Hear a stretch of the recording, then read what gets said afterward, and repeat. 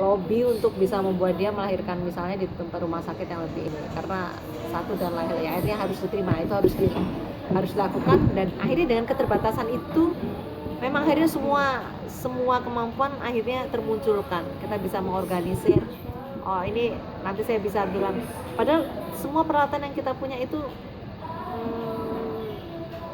terbatas, tapi justru keterbatasan itu akhirnya membuat kita terus bertahan, dan ASI itu yang terus akhirnya menjadi benteng pertahanan supaya dia tidak jatuh ke keadaan yang lebih buruk. Musuh dari para neonatal itu necrotizing enterocolitis itu. Apa itu? Necrotizing enterocolitis itu keradangan pada usus bayi, karena memang bayi prematur memang ususnya masih sangat imatur, jadi sangat mudah mengalami kebocoran. Yang pertama itu. Yang kedua sepsis.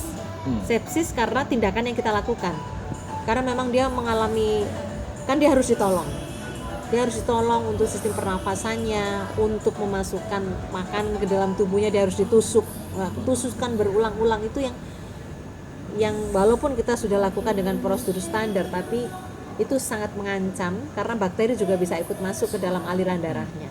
Itu yang pasti akan membunuhnya. Nah, waktu itu saya sangat berkeyakinan bahwa apa yang ada di ASI itu akan menguatkan si bayi. Itu aja. Dan waktu itu saya belum tenggelam. belum tenggelam di jurnal-jurnal yang luar biasa. Lalu meyakini itu dari mana? Ya, apa yang diberikan Tuhan itu ya ada dasar, tetapi untuk bayi sehat sudah clear memang bahwa ASI itu. Tapi untuk bayi prematur itu di Indonesia belum terlalu populer bahwa ASI itu akan betul-betul bisa membuat bayi bertahan hidup. Jadi yang lain. Tapi waktu itu ya karena saya terbatas, ya sudah ini yang aku punya, senjatanya ini. Jadi akhirnya begitu bayinya lahir 4 jam kemudian akhirnya selalu saya minta perawat untuk membantu ibunya memerah setetes demi setetes memang, karena memang di awal itu pasti hanya akan mendapatkan 0,2 cc itu mungkin 2 tetes, kemudian kita oleskan ke mulut bayinya.